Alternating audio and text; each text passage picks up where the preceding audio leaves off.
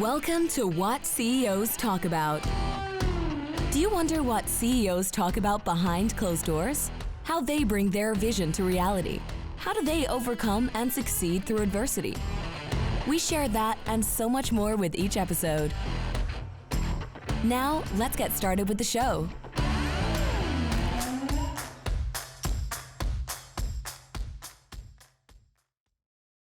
Hello, my name is Martin Hunter. I'm the host of What CEOs Talk About, where we translate strategy into frontline operations. Today, Brenda, thank you very much for being on the show. Thank you, Martin. Thanks for having me. It's great to be here. Thank you. Brenda, have you been part of any M&As in your career? Yes, a few over the course of the last 30 years, but 5 in the last 6 months. Oh my goodness. That is crazy. So tell me, were they good experiences or were they not so good experiences? How do you feel about it? All different answers over the course of that time. I would say some really, really well executed, others not so well executed. And what was the difference? Like, what was the secret sauce into making a good integration? I think it was the purpose, really making sure that the acquisition had a purpose behind it that helped to accelerate the vision, the strategy, and the overall direction of the organization. So in other words, it was purposeful and potentially transformative. Very well said. And without repeating, with no purpose, what did you see in the ones that did not go so well? In a lot of cases, it was just done for size, right? To get bigger, in other words, kind of double down, grow in a particular market. But in some cases, the acquisitions were not led with a purpose of filling a gap, or wasn't a real great fit for the organization because the organization didn't really understand what it was trying to do.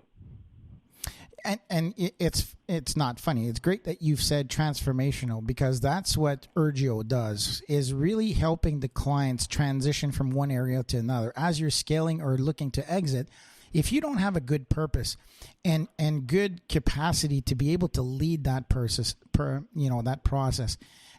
having an IMO is okay, but having a solid IMO to be able to do it, that is outsourced, that is value added, that is not, you don't use the existing resources to do that.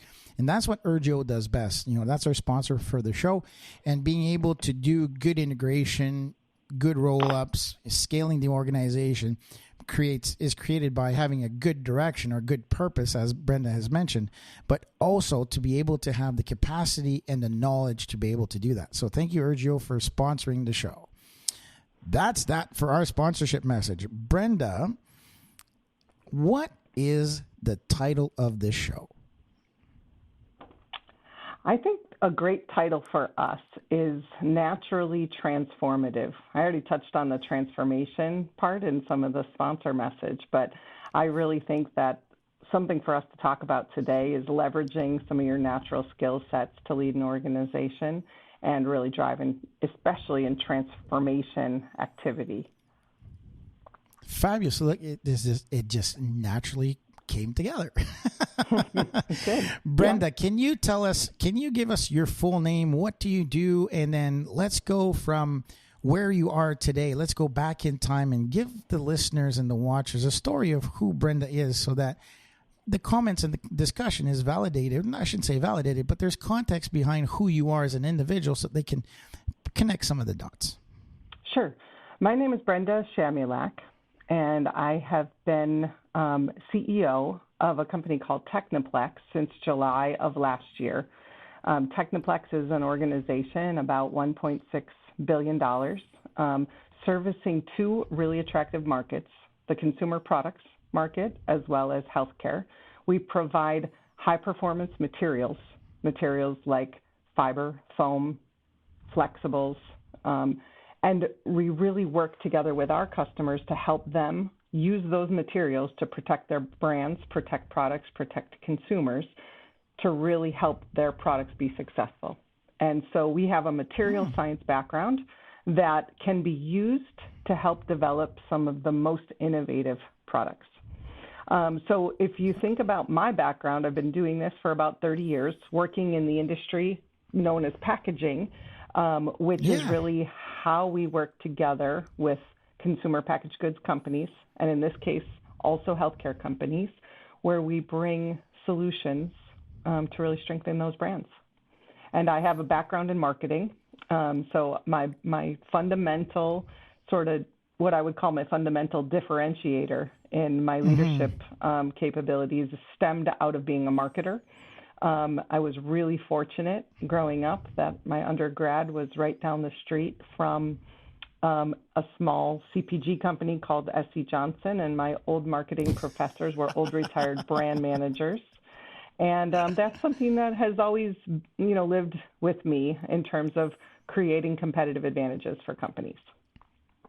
So tell us your story. How did you grow up? Did you grow up? Where did you grow up? Kind of tell us the story of who Brenda is, because I'm sure that when you were a little person, you say, hey, what do you want to be later on? I don't think, like we discussed in the pre-show, hey, I want to be a CEO. Tell us your story. Who are you? And kind of give us the character. Yeah, I grew up in the Chicago suburbs. Stayed in Chicago suburbs really until I graduated high school. I was an athlete in high school with great dreams of playing basketball when I was in college. So I went to a small little Division III school in Kenosha, Wisconsin, where I proudly graduated, but my basketball career was very short-lived. I had a reconstructive knee surgery my first week of practice my freshman year, so that put me on a new path. So, my goodness. Yeah. So, but I'm the oldest of four kids. I grew up in a household where a family-owned business existed. So I grew up in a business environment with a very strong-willed female mom leader that was helping to run the business. And I learned a lot about leadership from both of my parents and having that close proximity to their business running out of our home. And what was the business? It was a landscaping business. So very seasonal landscape construction run out of the Chicago suburbs. And really... And was it very much like traditional from when we grew up, right? Was dad was out doing the work and mom was taking care of all the leadership and management and marketing? Was that model or? So, interestingly enough, I think, in the landscape world, if you have a lawnmower, that's kind of how the business got started. And throughout, my mom was a CFO of a food distribution company. So she was working, in a professional role, and eventually decided that she was going to join my father's business, and they were going to grow it together. And actually, it went on record as being one of the first female-led organizations. They listed it as a female-run. She was a total trailblazer, and actually was the first president of their Contractors Association, and in a very male-dominated industry, which is, you don't typically find. So a lot of really groundbreaking types of things. That was the model I had growing up. Your mom must have strong knuckles, a good voice, solid backbone, and not take any bullshit from any guy who's going to tell you it doesn't belong. Oh, that's amazing. Oh, good for you. Yeah, and what she didn't have in muscle, let's put it this way, she had in a lot of very analytical skills that helped to use data to help the businesses that she not only helped to run, but also eventually consult to help make their businesses better. And so again, it was non-emotional, it was non-dramatic, it was really leading with detail to help drive improvements. And so that's what I grew up on. I was really fortunate. I was trained at a young age. Influenced, right? It's amazing. It was amazing. It's always impresses me how even, they always say the first 5 years of any human being dictates the rest of their existence, and how you grow up in the environment that you grow up, I'll say 8 times out of 10 really defines who you are. For me, I had a father who just came overseas and did not have a lot. So he would always push me, and I would get, I'd get an A. Well, he says, why did you not get an A+? you know, and it was always driving at a certain point to this day, it pushes my continuous improvement mindset, right? It's the business that I'm in it's never enough. I shouldn't say never enough. It's always challenging status quo and say, okay, are we doing it well? Are we asking questions? I think it defines you really, really well. And to your point, transforming. Sorry, go ahead. Let's go more on to the title of the show. Why did you pick that title of the show? You know, I think I get asked quite a bit about how I got where I am. What did I have on my list of goals to achieve in life? And certainly being CEO was not on my radar. So a lot of times it's a natural question people want to know, like how did you get where you are?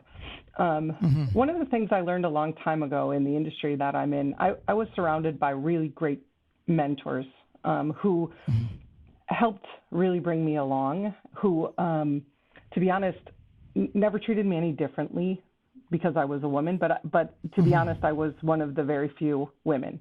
But they never treated me any different. I never felt like I had to achieve anything differently, but they were great leaders and I wanted to be like them. And there were things that they did that I could emulate, and there were other things I couldn't. You know, as I got older, I became a mom. I got married. Lots of things that, in the end, defined me a little bit differently. I came across an article a long time ago about what separates kind of the top 100 most inspiring leaders, and why they are the way that they are. And there were two things in that article that said were common traits, and one of them was strength, and the other one was warmth. It was the unique combination of those two things. And that was something that really resonated with me and something that I felt was naturally inherent in me as a leader. But I had never had a validation externally as a result of it. And anybody who's in the business world would say, you need to be strong, you need to be strong. And I really felt like hearing the combination of strength and warmth could uniquely define me. And so I began I posted that article up, I shared it, I talked about it, and I decided that was something that was going to define me going forward, because that's naturally how I was. You know, I used to be the captain of my basketball team. I used to be the president of my sorority. I was the oldest of 4 kids. Naturally, I was born a leader. And that's not anything that necessarily you can teach. If you can really use the skill set that you have inherently, that's kind of been ingrained in you, like you mentioned, the first 5 years of your life, those are the things that really help. They come naturally. And if you can use them to drive passion and motivate others and create followers, it's something that helps you achieve your goals and your strategy much faster. I agree. You have a different way where you have strength and warmth. We use the word courage and compassion. And so you have to be courageous. For me, the word leadership means to lead, right? And sometimes when we work with organization, they say, well, they're going to have to show me, they're going to have to earn my trust. And I say, well, if you're the leader, we always believe that you have to do things first. So therefore, you should trust first. That's how you create that compassionate component. It's also courageous to trust first. It's not to be defensive, but to really expose yourself to say, okay, I'm going to be courageous. I'm going to trust first. And 9 times out of 10, I have a bit of an anecdote in regards to trust. I working with a rail company, and they say, well, Martin, you know what, how can I trust this individual? I said, okay, Mr. X, General Manager X, how many people in your life have you trusted? Well, he says, I don't know. Well, he says, okay, so let's pick 100. Out of those 100 people, how many have broken your trust? Oh, 2, 3. And I say, okay, so let's look at the math behind should you trust first or not.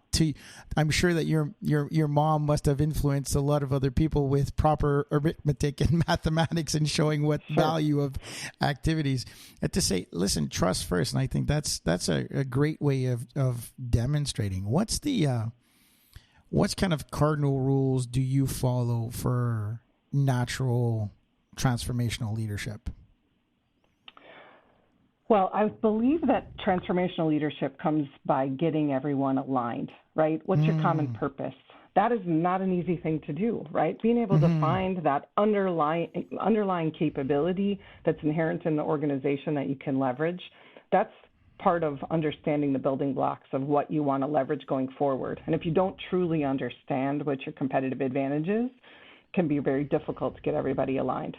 So I bring that up because when I came into this organization last year, as I went around the organization had done 14 acquisitions before I got here.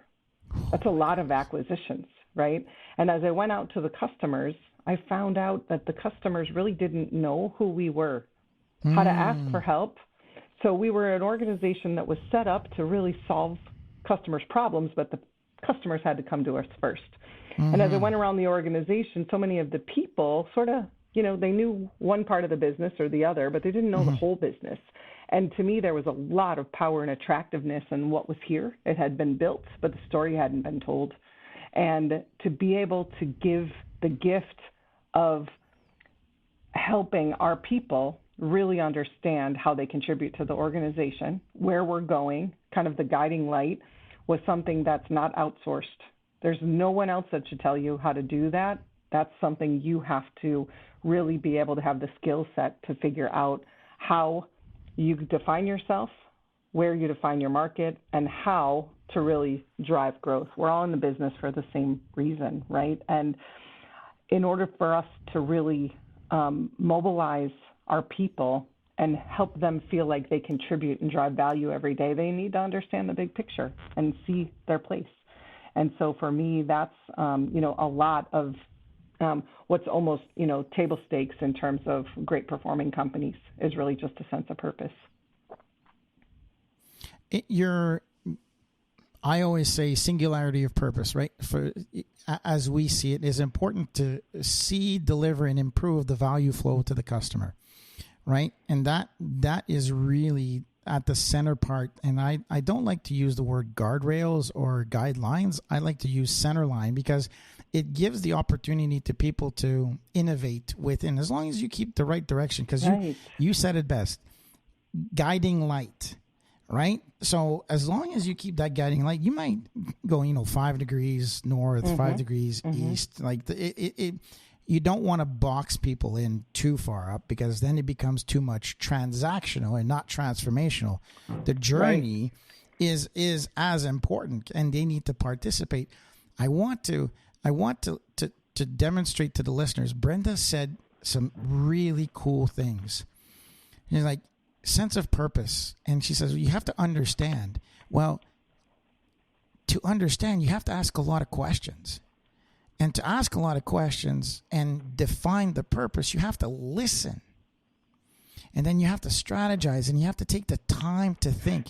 What Brenda has eloquently said in without losing her breath, there is an entire business plan in there of really taking the time to set clear direction, facilitate the work, elevate the people, celebrate some successes. Those are our cardinal rules. But there's a lot. Brenda's been doing this for a while, and she just splurted out. So I think that there's a lot for the listeners to take out. So give a few pointers, because you're a master of this. It just came out. When you're talking about clear direction, and what's kind of if we go in the history of what you've done, can you give us a few examples where you were posed with a situation where you did not know where everything was and people were struggling, or something that you fixed? Sure. And sure. Give us the solution. Sure. Let's take this role that I'm in now. So I came into an organization I didn't know, to be honest. They had the same leader in place since 2008. He was an exceptional leader, very strong operational leader, and created followers. People. He was very revered. The company, on paper, when you look at the performance since 2008, had exceptional growth. Exceptional growth through acquisitions.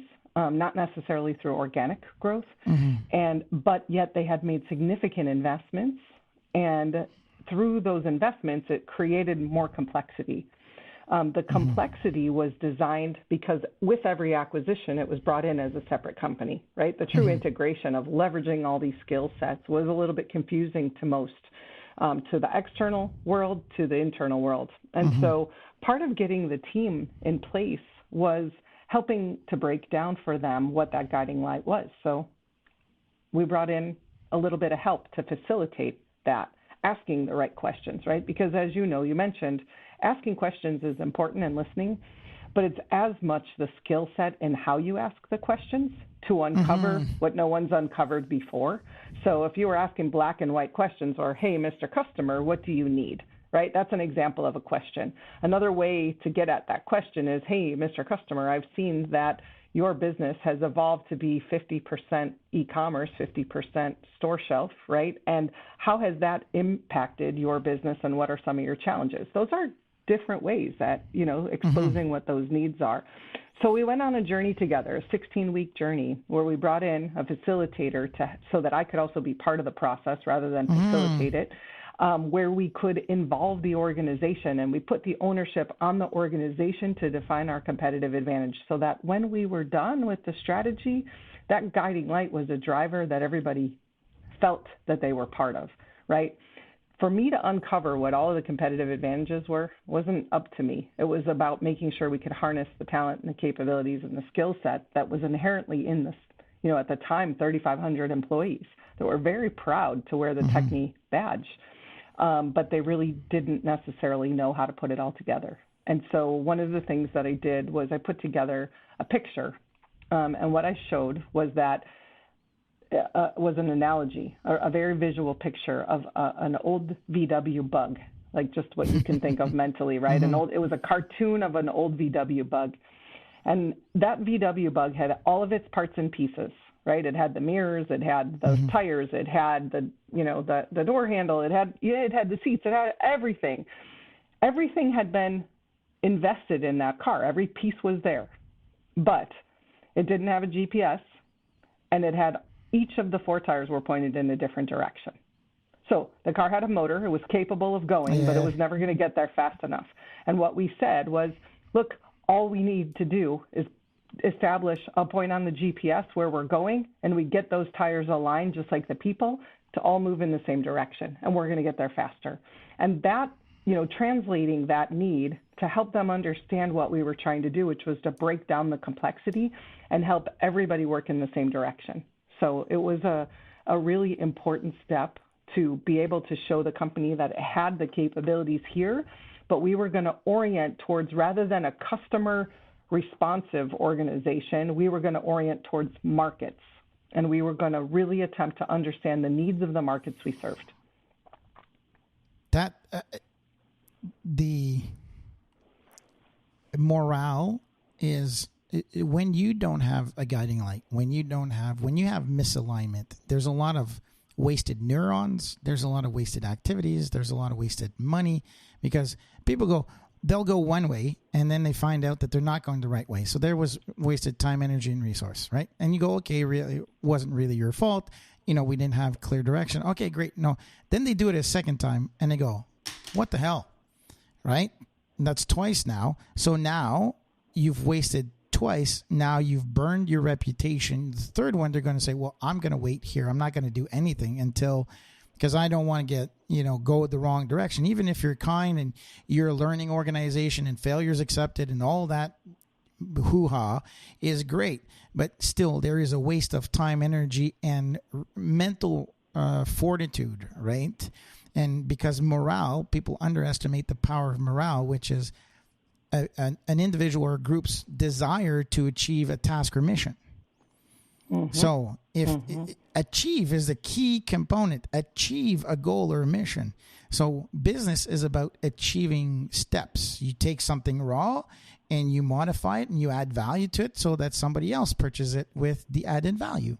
So too many times people get so stuck into, and again, what I want to leverage what Brenda said is not just providing the guiding light, but how do you support your people to get aligned to be able to get to the guiding light? That's ginormous.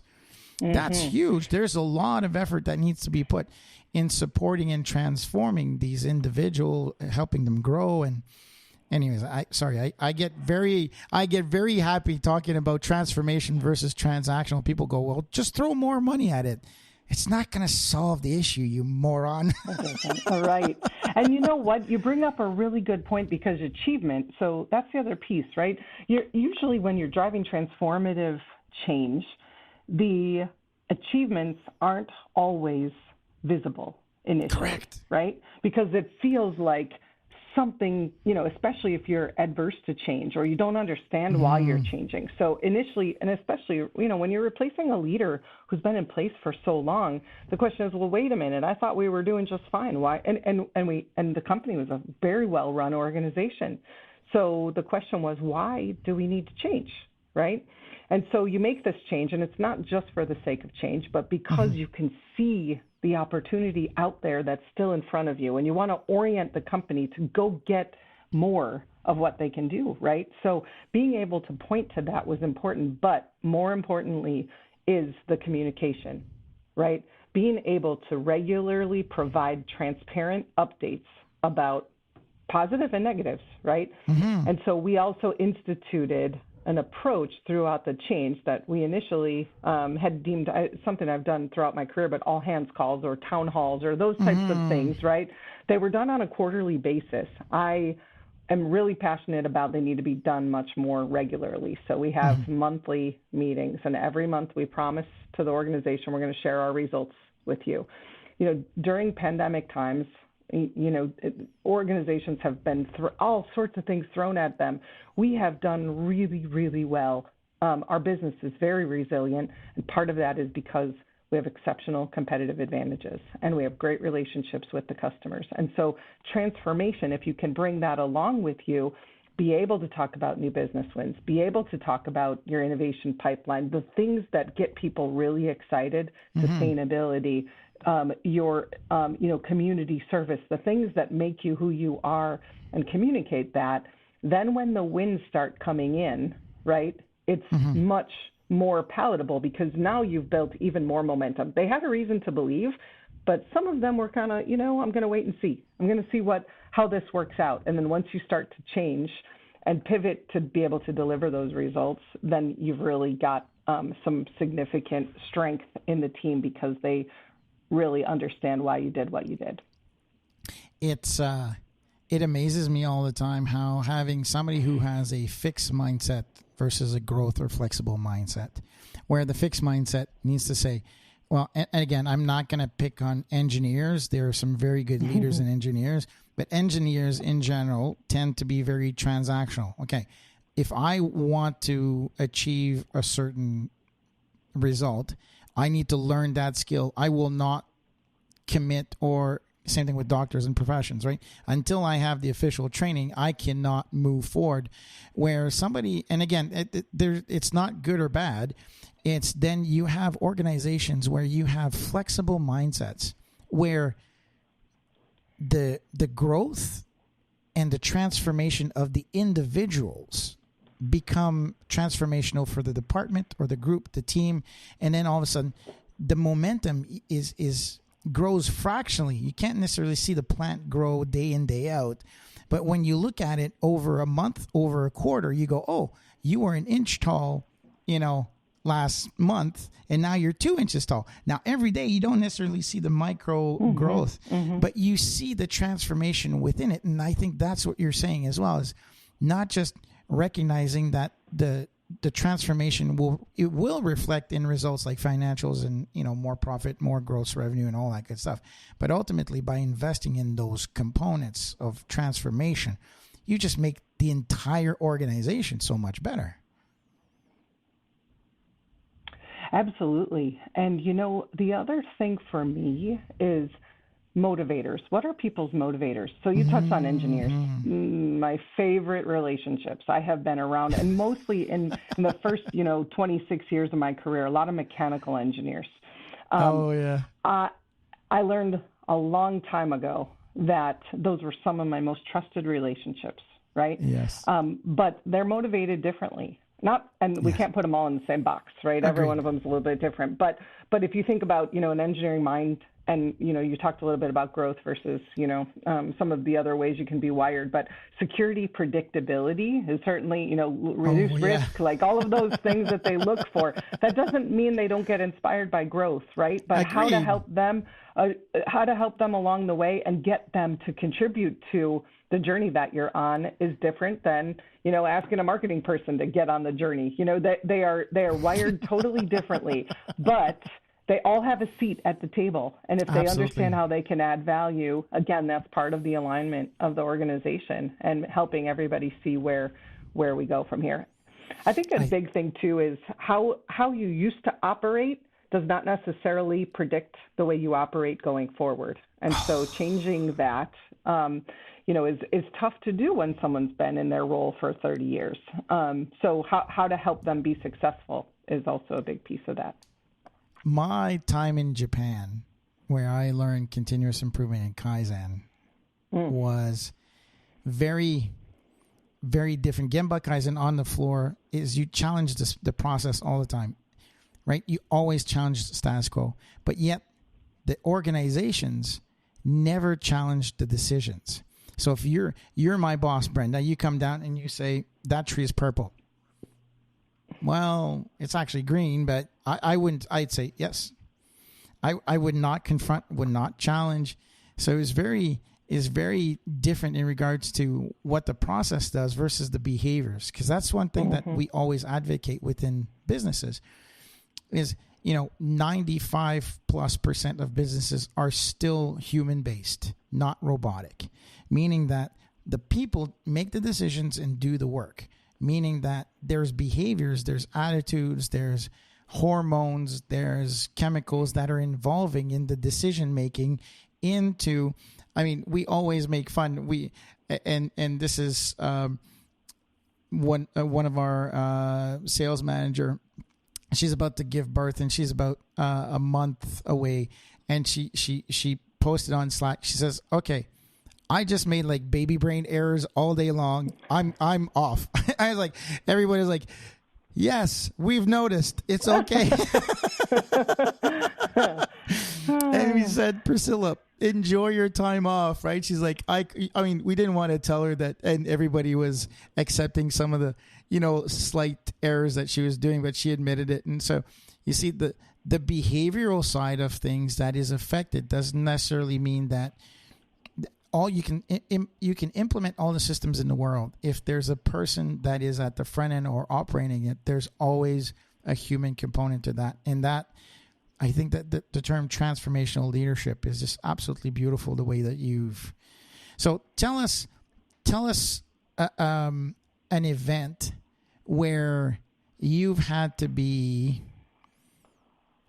let's say, the most difficult challenge that you've had, where although you were looking to be transformational, kind of, where you went to bat once, you went to bat twice, and maybe it's the third or fourth time that you really succeeded. Can you tell us like what was going wrong or situation? Do you have one like that, first of all? Yeah, I do. One of the things that again, going back to kind of the marketing and the need side of things, I don't typically lack confidence in the decision making because the diligence involved in figuring out where you're going, there's a routine you go through, and it's not black and white, but as I mentioned, skill sets and asking questions, looking for the right clues, making sure that you're vetting whether or not this is the right step or not. One of the big challenges I had in this role was I was moving from publicly traded to private equity sponsored. Big difference, right? Or at least I assumed. Yeah. So I had all of my career and training in publicly traded. So one of the top packaging firms in the world. I worked there for 26 years. I had been groomed really from a publicly traded side, and went to another publicly traded company, significantly larger, for 2 years, running a division, and then came here to run this business in a PE-backed organization. And initially, what I had wrongly assumed, was that maybe I didn't have the skill set for it. I had the growth mindset that the PE sponsors wanted. That was why, I was attracted to this business. But I thought maybe the decision making would be different, or maybe the approach to strategy or the approach to acquisitions would be different. So when I first came in, the PE firm was really interested in doing a transformative acquisition. That was the topic we talked about, right? And in PE-backed companies, sense of urgency is much greater. Decision making is easier, but you need to be purposeful, right? So as we looked at transformative acquisitions, there were a number that were on the table that I inherited that would not move the needle on the organization, and I had to be really strong about saying, look, time out. Those are potential acquisitions for growth of the top line, right? It could increase the size of the company, but it doesn't necessarily do anything for us. It might create more confusion. Let's get through the strategy process, and then we'll line up those acquisitions after that. So, asking to go slow to go fast is a term that I've learned over time, right? Go slow. I want to be patient until I can connect all the dots. And then once that picture's there, then we know how to go. And then I lose my patience, right? So it's not that I'm a real patient person, but I'm patient in the uncovering and the discovery process. And so we set out to do an acquisition that was not for sale, an acquisition that was a natural fit for us. But organizationally, the organization could not get their arms around why this was a good acquisition. It was a Latin American-based acquisition. It was looked at by the outside as something that was not a good fit, but I could see exactly how it could beautifully come together to fill gaps that we didn't have that could help accelerate our growth. And so I went to bat multiple times for that, right? I was shot down multiple times. And I kept coming. Kept pushing.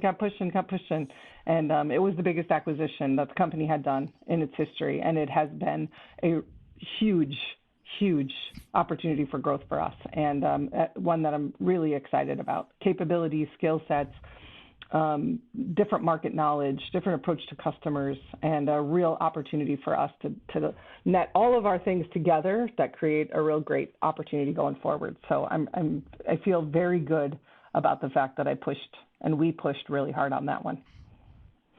The term that I use, given my military background, is force multiplier. Every time we say, okay, don't just, if you buy something and you grow 1 for 1, is it really worth it, right? Even if you get a 2 for 1. And if we stay on this transformational trend, what can you buy that will be a force multiplier for the existing service offering that you have? What will be not just help you get, over the wall, but what will trampoline you safely, to greater heights? And that's the word that I use as well, because I agree with you. I mean, sometimes you need to get on certain radar. Sometimes I'll give it a yes, because sometimes you have to be just bigger to be on somebody's radar, right? And they've got very set kind of parameters, and if you're not at 50 million, you can't. It's at 32.5, but there's growth. So you gotta buy to get just that little bit bigger. And I'm okay with that, as long as, like you said, there's a purpose to that. It's a stepping stone to where you want to be. I'm with you. I wrote this down. I want to bring it back because I think you said round table. And I think that one of the aspects of a good transformational leader is to process the different aspects, to do really a 360 view of asking, what do you think? What do you think? What do you think? What do you think? What do you think? Right? So I think that there's a special technique that it's funny because so many people go, oh, that's easy, but they don't apply it. Is when you're the leader, whoever is the highest, and I'll say ranked officer, whoever is the person who has the highest level of accountability around the table should always speak last. And I want all the listeners, all the people who are thinking about being CEOs or CEOs, really pay attention when you're sitting around the table. Are you telling people what to do, or are you asking what we should do, and then once you've listened to everything, paraphrase, but set the direction. But make sure you hear everybody around the table. Not in case of emergency. Sometimes in case of emergency, you have to make decisions. That's okay. What do you think about that? Yeah, the strength of the organization, and especially if you have, so in my case, what I would say is the traditional organization that I came into is more hierarchical. So making sure that people understood that they were invited to speak and their opinions mattered was really important, right? So as you're trying to uncover the beauty of the organization, you're inviting people to participate in a conversation that maybe they haven't participated in before, or they didn't feel welcome to have a conversation about. So being able to draw that out is also really important, right? So asking questions starts with that, but it's also maybe asking questions in a different way, or even pulling them aside and talking about the expectations you have for them to be vocal. So that's also really important, because the value of that conversation, right, is how people participate in that. And, I'm very big, we use the terminology servant leadership all the time, empowering the organization, surrounding yourself with people who help challenge and inspire you, and making sure that you're leveraging all the talent in the organization. I saw that. We were going through a advanced leadership program, and I saw that in the middle layers of the organization, we had some exceptional talent, but we needed to bring that forward, and we needed to unlock the talent that was there. They had a bunch of great ideas, and we needed to get it out in the open. So I think making sure that you're able to have, through the organization, the ability to pull that in and have them sit at the table, regardless of status, regardless of position, so that, and that was where the profound voices were. As I went from plant to plant, listened to our people talk about what makes us different, who we are, what we do. That's what I was really inspired by. So many people don't like the term servant leadership because they say, oh, it's catchy, it's, word of the day. But really, servant leadership means how do I take a back seat to the operators? How do I facilitate? How can I remove barriers, right? Because that's, for me, those are when I coach some executive leaders, when I'm taking over their seats for a certain amount of time, when I get to coach them into taking over the reins and the driving wheel, is to say, direction, facilitation, elevation, and celebration. Meaning, give proper direction. Make sure that there's a set direction that is collaborative. Facilitate the work. And that's where the servant leadership really comes in my opinion, is how do I facilitate your work? What do you need me to remove out of your way, right? And then the servant leadership is the elevation component. If somebody doesn't have the skill set or the knowledge, how do I elevate that person? How do I take a second seat and saying, hey, how do I make you better? And that's very transformational. And I think not enough time do we take the time to celebrate. We're so focused on getting shit done and getting to the next point that we forget, hey, what did we do? What did we achieve? Is it worthwhile to have a beer and say, hey, guys, girls, team, thank you very much. It's been a wonderful journey. Here's what we've achieved so far on a quarterly basis.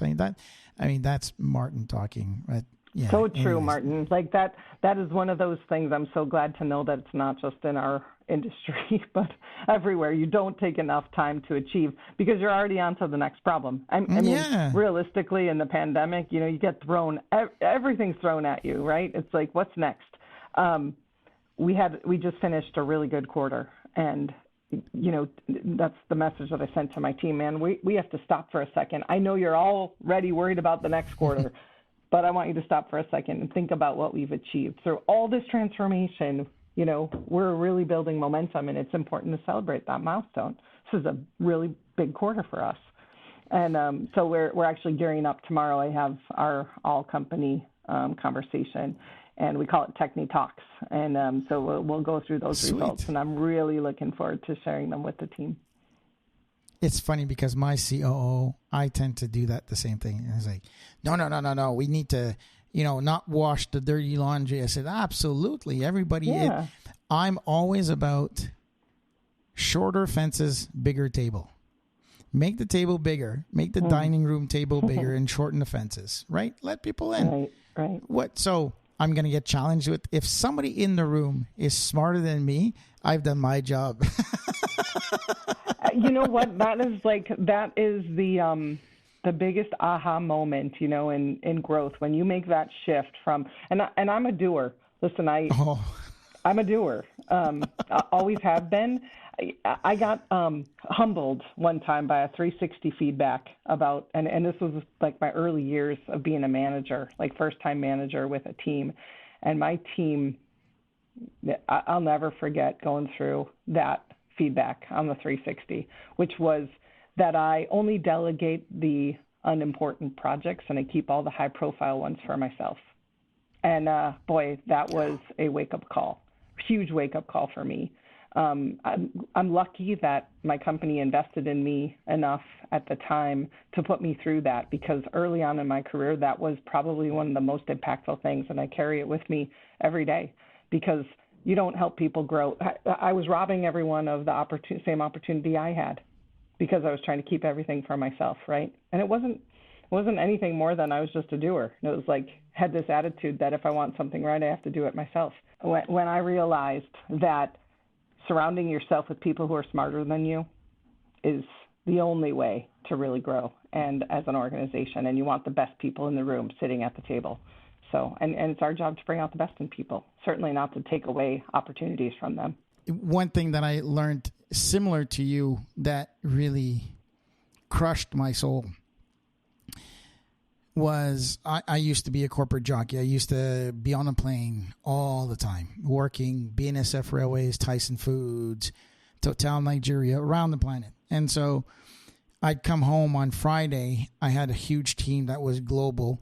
I'd come home on Friday, and the first thing that I would do is go into my office and close my reports, right? I'd make sure that that my expense reports, everything was done, spoke to the team, say, getting everybody ready for Monday.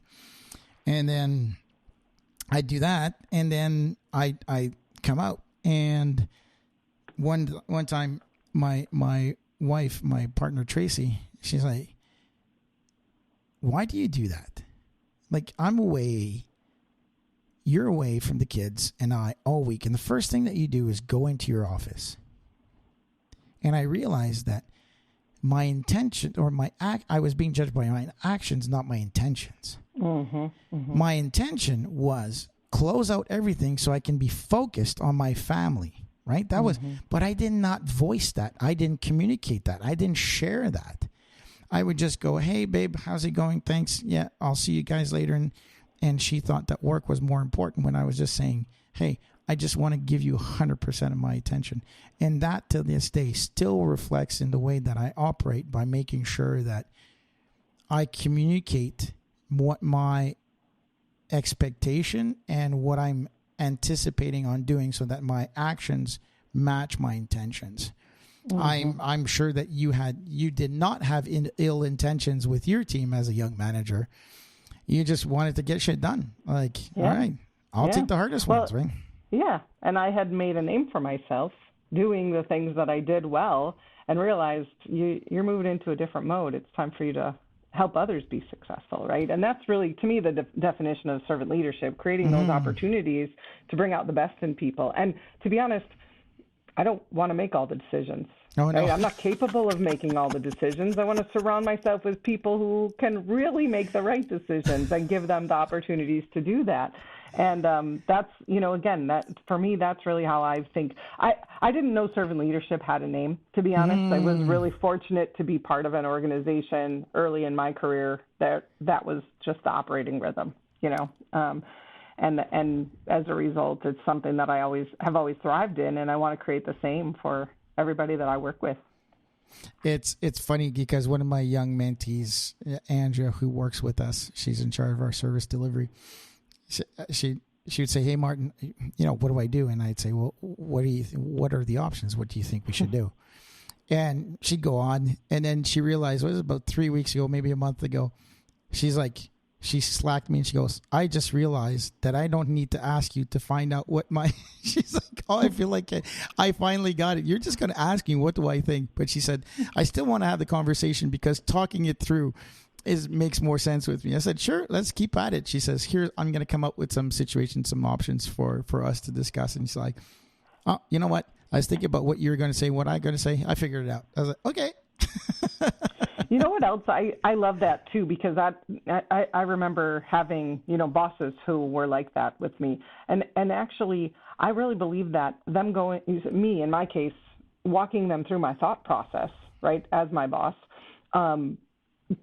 that instilled confidence that they understood how I arrived at the decision, so that the next time they would let go a little bit further, right? So it was almost like a conditioning a little bit of, I got more responsibility because I was openly sharing how I arrived at that decision, and it gave me a chance to use them as a sounding board, and I really enjoyed that. And that's another one of those, things you try to do for people around you is, hey, let's just talk about it. I don't need to make the decision, but I'd love to know how you arrived at the decision. Tell me a little bit more so I understand that.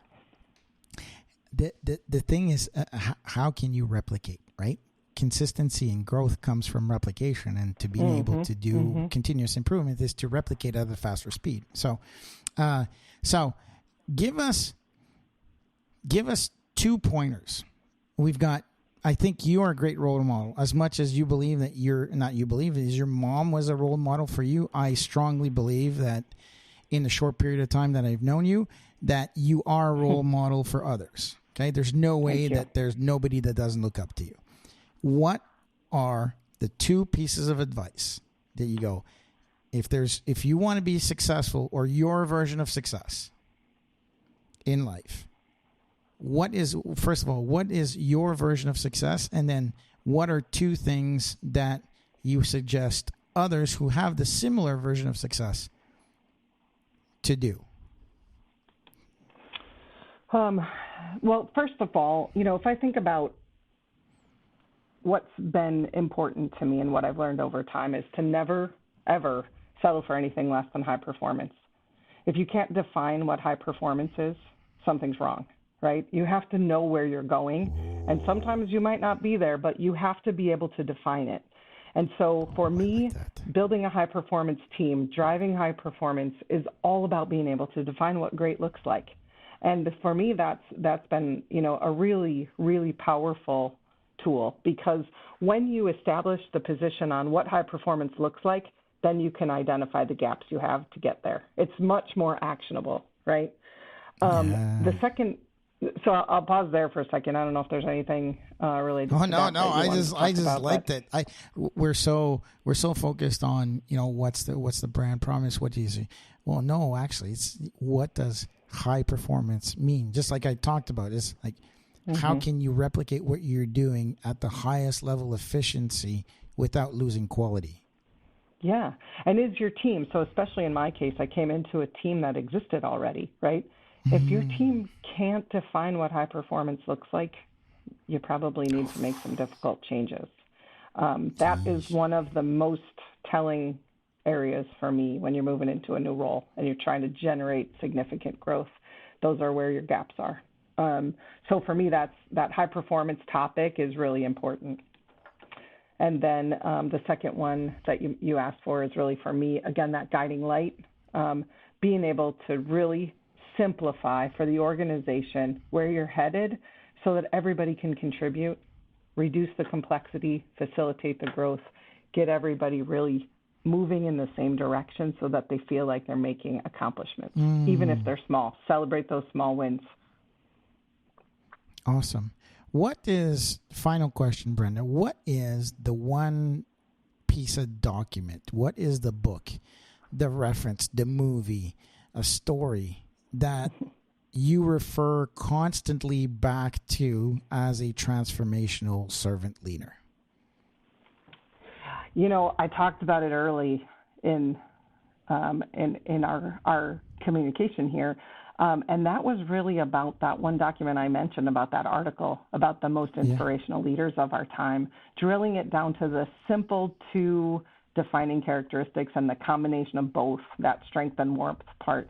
For me, that's not for everybody. Listen, everybody operates a little bit differently, but that really resonated for me as a young age. It gave me the confidence that it was okay for me to be strong and to be warm at the same time. And that really helped to define me. It gave me something to hang my hat on. And, I really encourage people when I've talked to them, look, I share that example, but that's what worked for me.